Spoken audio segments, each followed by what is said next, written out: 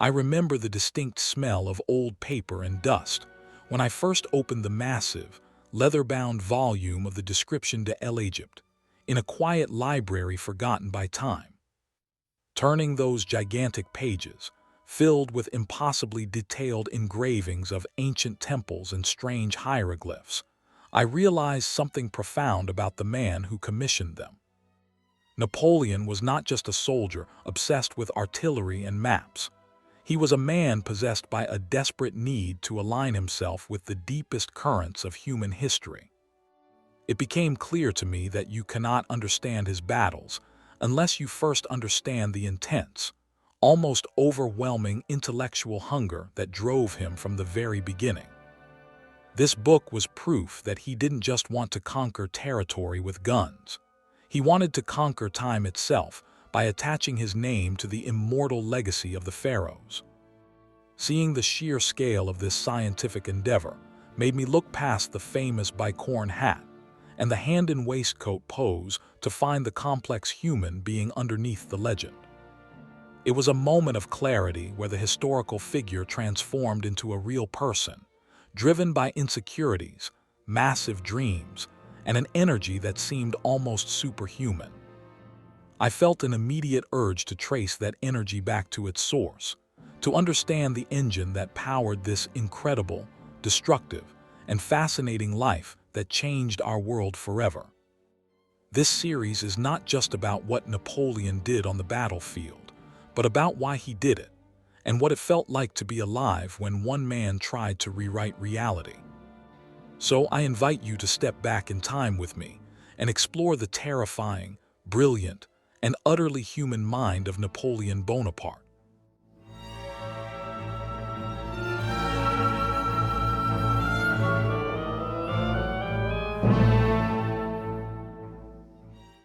Before he was French, and long before he was emperor, Napoleon was a child of Corsica, a rugged island that had just been painfully absorbed by France.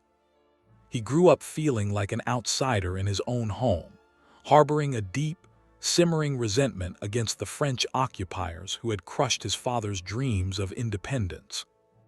This early sense of not truly belonging anywhere planted a seed of bitter ambition in his heart that would eventually grow into a towering oak of conquest. His family was noble but relatively poor, which gave him a dangerous combination of high pride and the painful reality of having very few actual resources. He learned very early that if he wanted anything in this world, the world was not going to just give it to him. He would have to take it by force or cleverness. The island's culture of vendetta and fierce clan loyalty shaped his understanding of power far more than any polite French drawing room ever could. He was a brooding, solitary child who preferred books to people, already living more in the grand histories of Rome than in his present reality. This intense isolation fueled a powerful imagination, allowing him to envision a future for himself that seemed utterly impossible to everyone else around him. He didn't just want to escape Corsica. He wanted to return one day and prove to everyone who had doubted his family that they were wrong. The rebel heart of the Corsican patriot never truly left him, even when he eventually wore the purple robes of the Emperor of the French.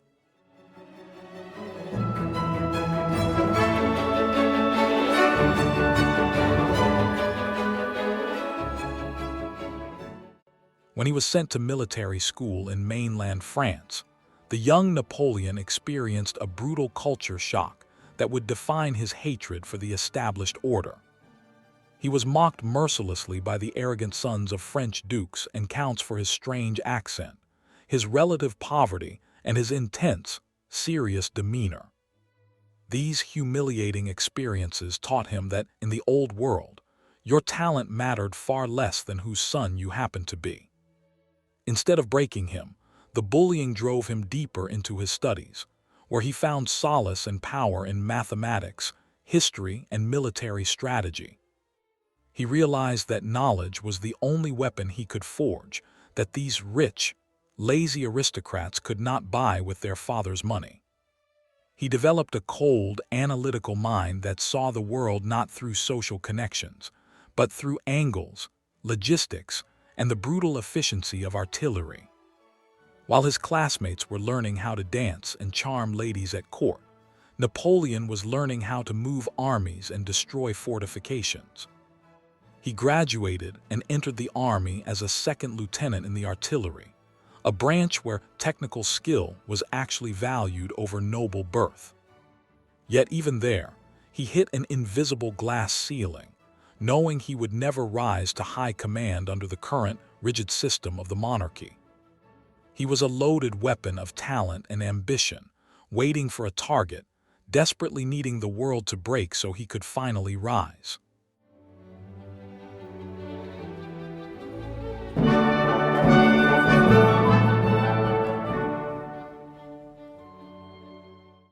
And then, the world did break, shattering with the violent eruption of the French Revolution, an event that changed the trajectory of every life in Europe.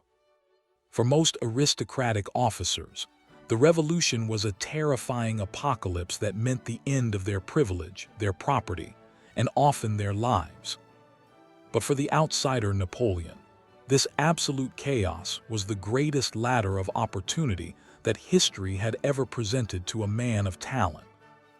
The revolution decapitated the old officer class, suddenly creating thousands of vacancies at the top of the army for anyone brave or crazy enough to take them. He quickly shed his old Corsican nationalism and rebranded himself as a fervent French Republican, adopting the radical language of the times to survive and advance. The streets of Paris were not just filled with angry mobs and shouting. They were overflowing with the raw, terrifying energy of a society tearing itself apart at the seams. It was a dangerous time where a single wrong word could lead to the guillotine, and Napoleon navigated this political minefield with chilling intuition. He understood that in a world gone mad, the man who could offer order, even a brutal kind of order, would eventually become king. The revolution taught him that old loyalties meant nothing, and that power belonged only to those who could seize the immediate moment without hesitation. While others saw the end of civilization, Napoleon saw a blank canvas waiting for a new master to paint his own destiny in bold strokes of blood and glory.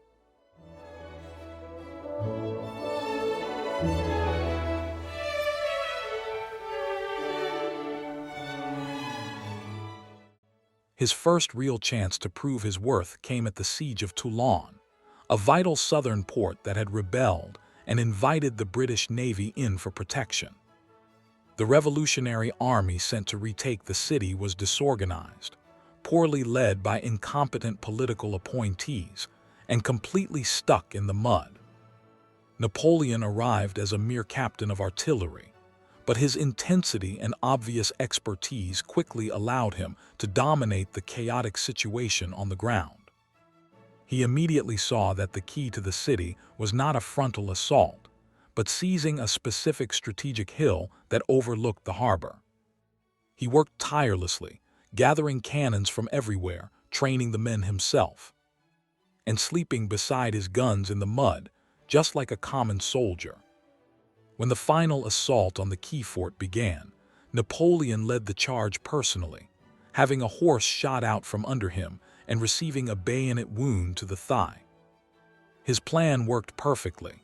Once his cannons were on that hill, the British fleet became sitting ducks and was forced to evacuate the harbor immediately.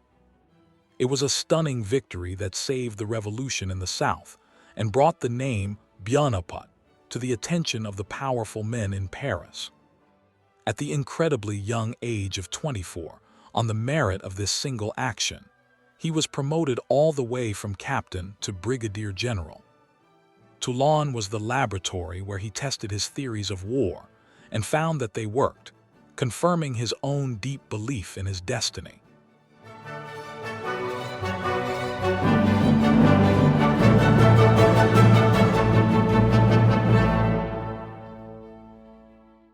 Suddenly a general, Napoleon found himself navigating the treacherous political waters of Paris, where heroes could become traitors overnight as the revolutionary government shifted. He experienced a brief period of imprisonment and poverty when his political patrons fell from power, a stark reminder of how fragile success was in those times. But fate intervened again when a royalist uprising threatened to overthrow the government in Paris, and they desperately needed a general who wasn't afraid to use force. Napoleon was called in, and he famously used cannons loaded with grape shot to ruthlessly mow down the insurgents in the streets, saving the government. It was a brutal act that proved he valued order above ideology, and it earned him the gratitude of the new ruling committee, the Directory. As a reward, he was given command of the Army of Italy, a ragged, forgotten force that was supposed to be a mere sideshow in the war against Austria. Before leaving, he married Josephine de Beauharnais, an older, sophisticated socialite who gave him an entry into high society that he still craved. He was now 26 years old, a general of the Republic, newly married, and about to take command of an army that everyone else had written off.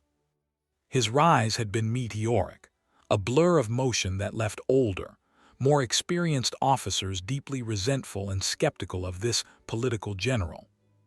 But Napoleon knew that the only way to silence his critics and secure his position permanently was to achieve the impossible on the battlefield.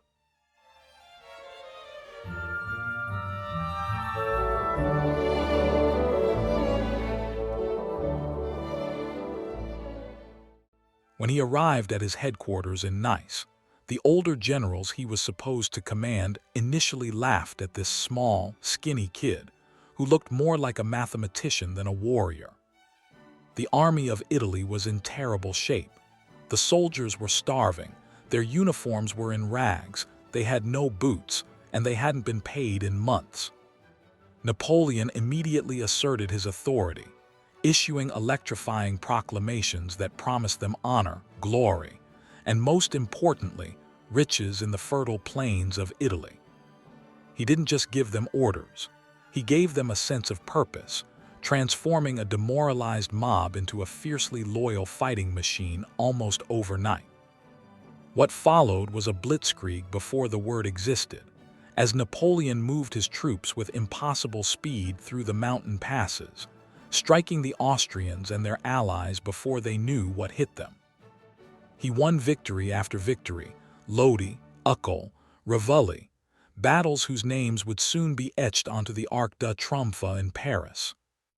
At the Bridge of Lodi, he famously earned the respect of his men by personally aiming a cannon under fire, earning the affectionate nickname, the Little Corporal.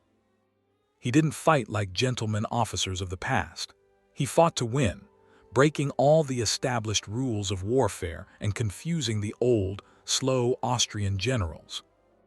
Within a year, he had conquered northern Italy, forced Austria to sign a humiliating peace treaty, and sent millions of francs in treasure back to the struggling government in Paris. The Italian campaign was the true birth of the Napoleonic legend. He left Paris as a political general and returned as Europe's greatest military superstar.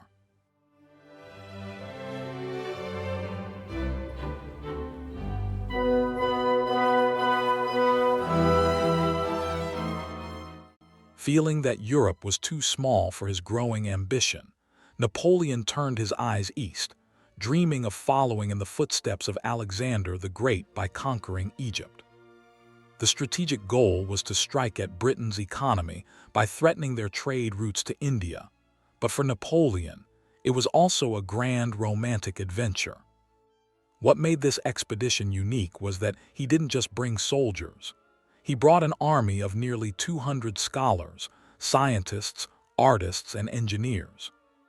This commission of sciences and arts was tasked with studying every aspect of Egypt, from its ancient ruins and hieroglyphs to its natural history and modern society.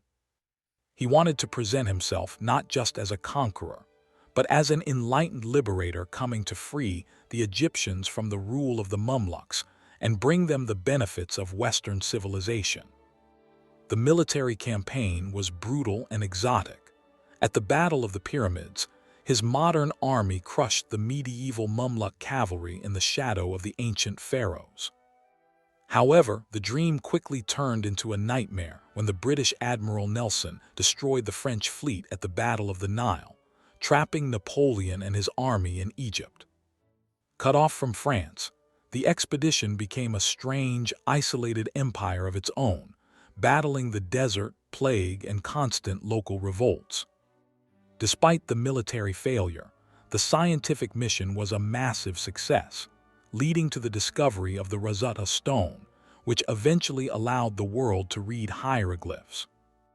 Egypt was a bizarre, brilliant failure that proved Napoleon's ambition had no limits, even when it ran headfirst into the hard reality of British naval power.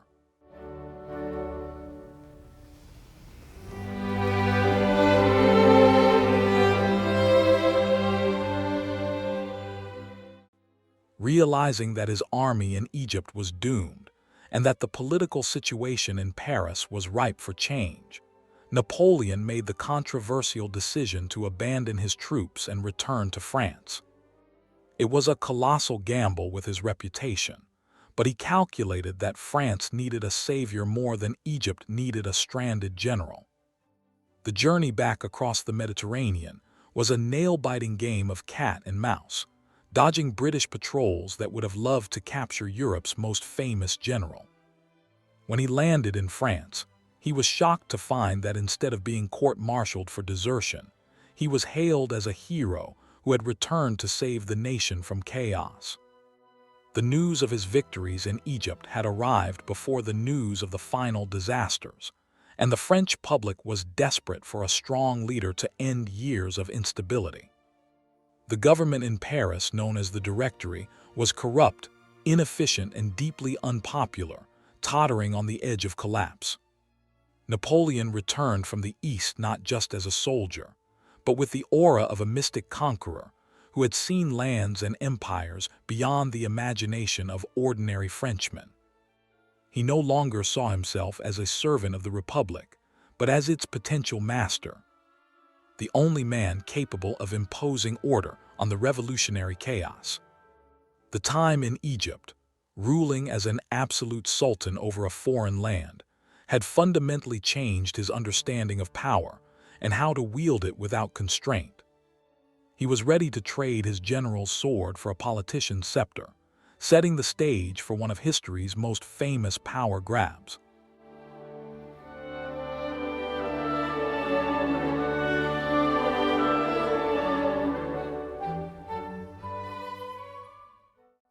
The coup d'état of 18 Brumaire, which brought Napoleon to supreme power, was not a glorious military victory, but a messy, clumsy political affair that almost failed. Napoleon plotted with key members of the government who wanted to use his military fame to overthrow their own colleagues and establish a stronger executive. On the decisive day, when he entered the legislative chamber to speak, Napoleon was shouted down by furious deputies calling him a dictator and a traitor. For a few terrifying moments, the great general froze, overwhelmed by the noise and the hostility of a battlefield he didn't understand, the arena of parliamentary debate. The situation was saved not by Napoleon, but by his brother Lucien, who was the president of the assembly and managed to call in the soldiers to clear the hall. The sight of grenadiers with fixed bayonets marching into a democratic assembly was the final death knell of the French Revolution's democratic ideals. In the end, the coup succeeded not through heroic speeches, but through the brute reality that the army was loyal to Napoleon, not the politicians. The next day, a new government was announced, the Consulate, with Napoleon as the first consul, effectively making him the dictator of France at age 30. The French people, exhausted by 10 years of chaos and terror, largely accepted this new master who promised them stability, victory, and peace. It was a victory of cold political calculation over revolutionary passion, proving that Napoleon was now as dangerous in a buckram deal as he was on a battlefield.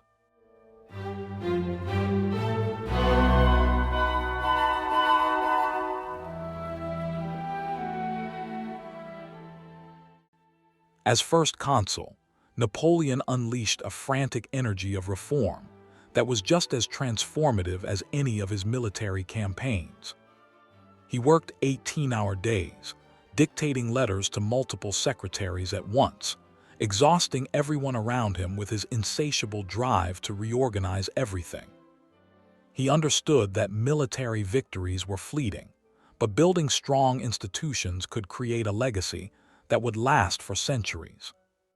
He centralized the government administration, creating the system of prefects that still runs France today, ensuring orders from Paris were obeyed in every distant village.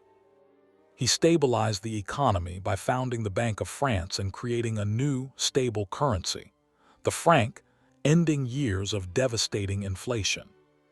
He famously made peace with the Catholic Church through the Concordat, realizing that religion was a powerful tool for social order that he needed on his side. He invested heavily in infrastructure, building new roads, canals, and bridges to improve trade and move his armies faster across the country. He also created the LASA system of secondary education to train the future administrators and officers of his growing empire, based on merit rather than birth. This period was Napoleon at his most constructive, proving he was not just a destroyer of old regimes, but a brilliant architect of new ones. He was effectively building the modern French state, creating a machine of government so efficient that it would survive long after he was gone.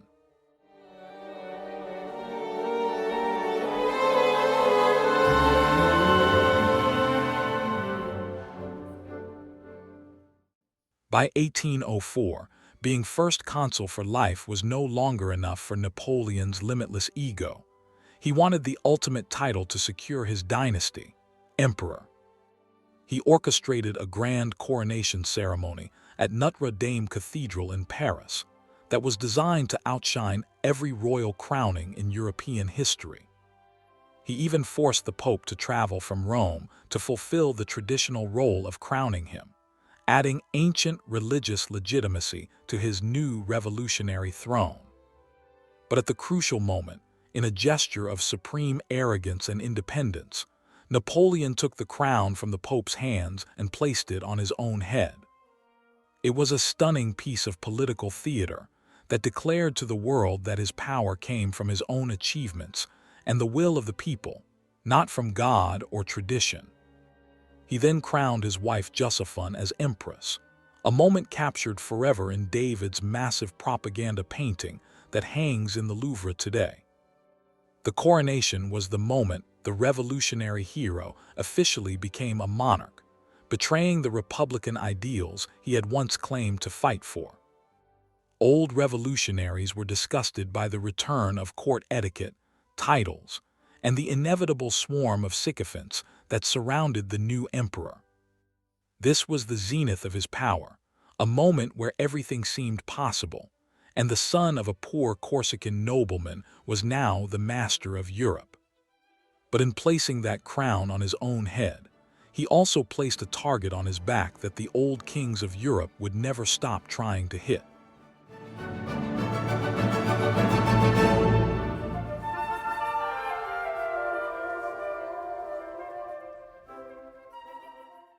For the next decade, Europe became a brutal chessboard where Napoleon moved armies like pawns, shattering the old empires of Austria, Prussia, and Russia time and time again. His Grand Armée was the most effective military machine since the Roman legions, a force that won not just through numbers, but through speed, organization, and incredible discipline. His greatest victory came at Austerlitz, the Battle of the Three Emperors, where he brilliantly lured his enemies into a trap and completely destroyed their combined armies in a single day. He redrew the map of the continent at will, creating new kingdoms, dissolving ancient states like the Holy Roman Empire, and placing his brothers and sisters on thrones across Europe. He didn't just defeat his enemies. He humiliated them, forcing emperors and kings to bow before him and accept his terms, feeding his growing sense of invincibility. Yet, despite all his victories on land, he remained completely impotent against the British Royal Navy, which controlled the oceans and strangled France's economy through a blockade. In response, he created the Continental System, a massive economic war trying to force all of Europe to stop trading with Britain, a policy that caused immense hardship everywhere. This constant state of war turned Napoleon from a liberator into a tyrant in the eyes of many Europeans, as their sons were drafted to die for his glory in distant lands. The sheer scale of his success created a paradoxical situation.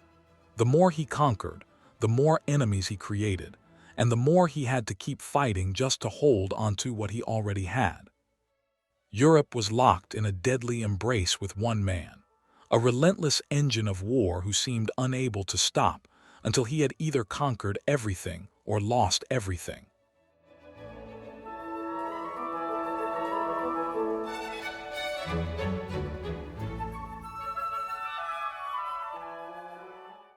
While the thunder of his cannons has long since faded, Napoleon's most lasting conquest was not of territory, but of the law itself. He personally supervised the creation of the Code Napoleon, a unified system of laws that replaced the chaotic patchwork of feudal rules that had governed France for centuries. He famously said, "My true glory is not to have won 40 battles. Waterloo will erase the memory of so many victories, but what will live forever is my civil code." The code enshrined many of the key principles of the revolution into permanent law: equality of all male citizens before the law, religious toleration, and the abolition of feudalism.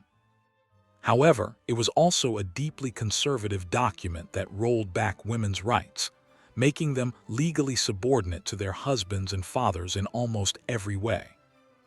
Wherever his armies marched, they brought the code with them, imposing this modern legal system on conquered nations from Italy to Poland. It dismantled centuries of aristocratic privilege across Europe, creating a meritocratic framework that allowed the middle class to rise and thrive. Even after he was defeated and the old kings returned to their thrones, they found it impossible to completely undo the profound legal changes he had established. Today, the legal systems of a vast number of countries around the world, including much of Europe and Latin America, are still based on the foundation laid by Napoleon. It is the ultimate proof that ideas, when codified into law, are far more durable and powerful than any army ever could be.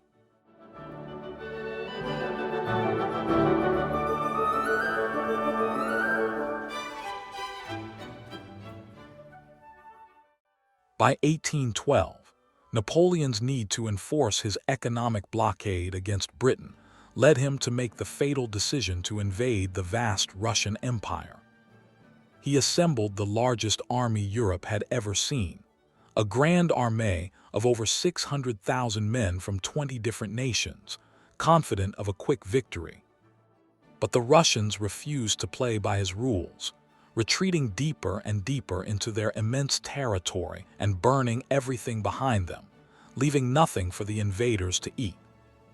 Napoleon was lured further into the endless Russian steppe, his supply lines stretched to the breaking point, and his army slowly bleeding away from disease, exhaustion, and desertion, without even fighting a major battle. When he finally captured Moscow after the bloody Battle of Borodino, he expected the Tsar to surrender, but instead, the Russians set their own holy city on fire. Sitting in the Kremlin watching the city burn around him, Napoleon realized with horror that he had conquered nothing but ashes and that he was trapped. He waited too long to retreat, and when the infamous Russian winter arrived early, the march back became one of the most horrifying tragedies in military history. The once glorious Grand Armée dissolved into a chaotic mob of starving, freezing ghosts, harassed constantly by Cossack horsemen and the merciless cold. Only a fraction of the magnificent host that had entered Russia ever returned, and the myth of Napoleon's invincibility was shattered forever in the frozen wastes. It was a catastrophic failure of hubris, a war against geography and nature itself that broke the back of his military power and encouraged all of Europe to rise against him.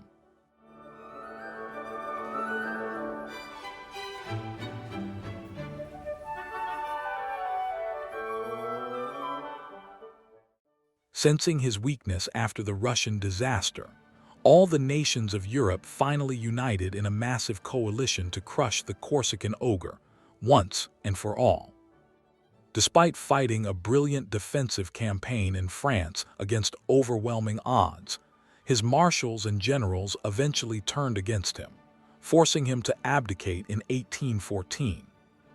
He was exiled to the tiny island of Elba in the Mediterranean, allowed to keep the title of emperor, but ruling over a kingdom that was almost a joke. But the man who had ruled millions could not be content ruling thousands, and in a final, desperate gamble, he escaped Elba and returned to France. In an incredible sequence of events known as the 100 Days, the army defected back to him, and he retook Paris without firing a shot, chasing the unpopular restored king away. Europe was horrified and immediately declared war on him again, leading to the final showdown on the muddy fields of Waterloo in Belgium. There, on a rainy Sunday in June 1815, Napoleon met his final match in the Duke of Wellington and the arrival of the Prussian army, which sealed his fate forever.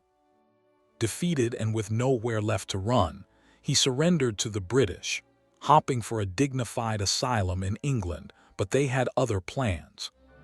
They shipped him to St. Helena, a desolate, windswept rock in the middle of the South Atlantic Ocean, thousands of miles from anywhere. It was a cruel, slow execution for a man of his boundless energy, sentenced to rot away on the absolute margin of the world he had once dominated.